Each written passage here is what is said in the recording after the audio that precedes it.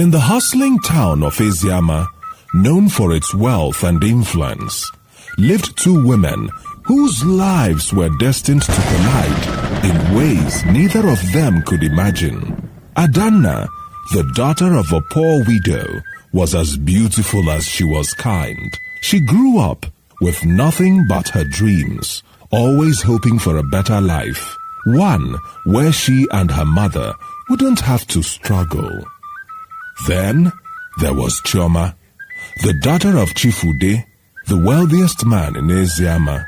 She had everything: beauty, wealth, and influence, but also a heart full of arrogance and pride. These two women's fates were tied to one man, Chukwudi. Tall, imposing, and powerful, Chukwudi was an alpha male in every sense of the word. He had built an empire out of nothing, making him one of the most influential men in the region. He was a man who commanded respect wherever he went. Women desired him, and men feared him. But for all his power, Chukwudi was not immune to the complexities of love. Adanna had loved Chukwudi for as long as she could remember. They had grown up together, and Chukwudi, despite his rising wealth and status, had always had a soft spot for her. He admired her strength, her resilience, and the way she cared for her ailing mother.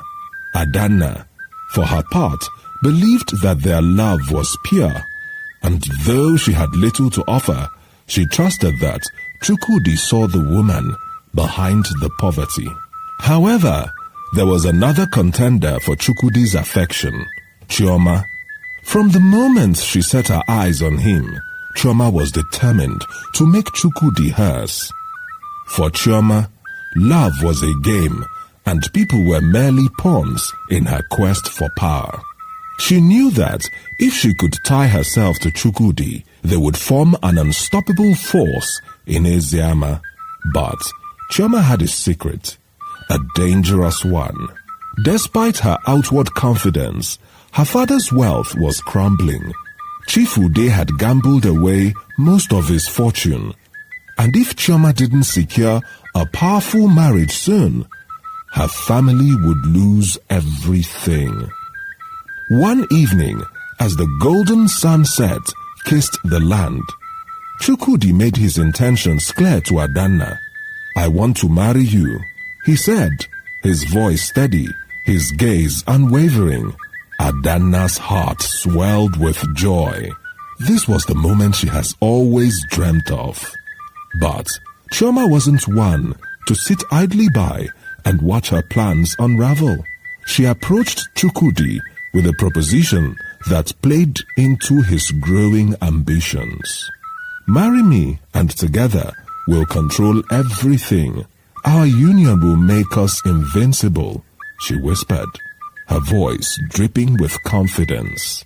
Chukwudi, torn between his love for Adanna and the tempting offer from Chioma, hesitated.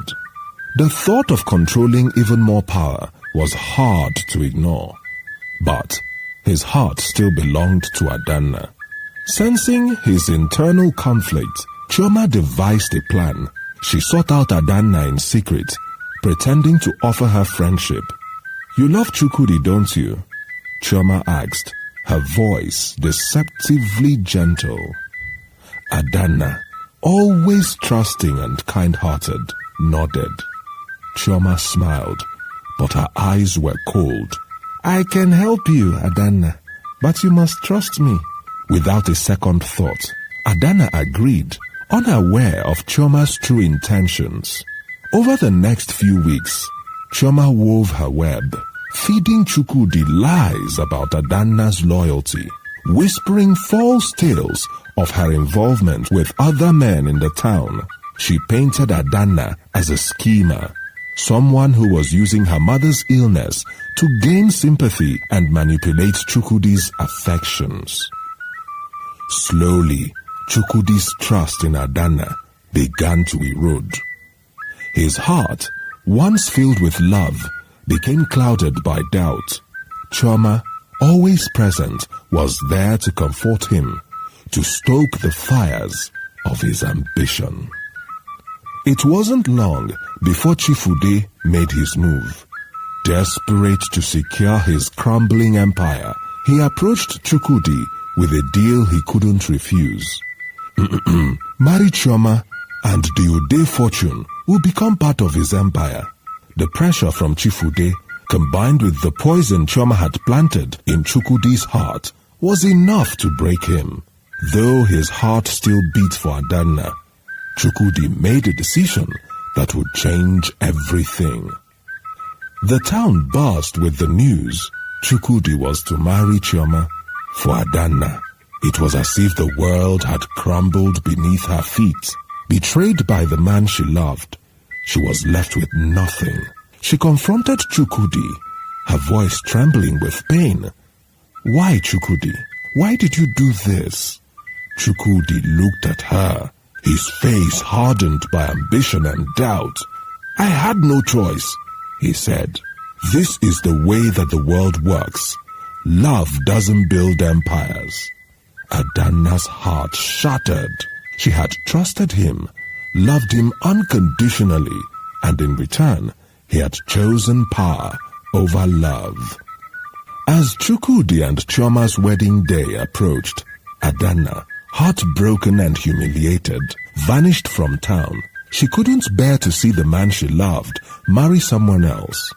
Meanwhile, Chukwudi's world, now intertwined with Chifude's empire, began to show cracks. The fortune that Chikwudi had promised was a lie. His debts were far greater than Chukwudi had anticipated, and with every passing day, Chukwudi's empire began to crumble. Chioma, once so confident, became desperate.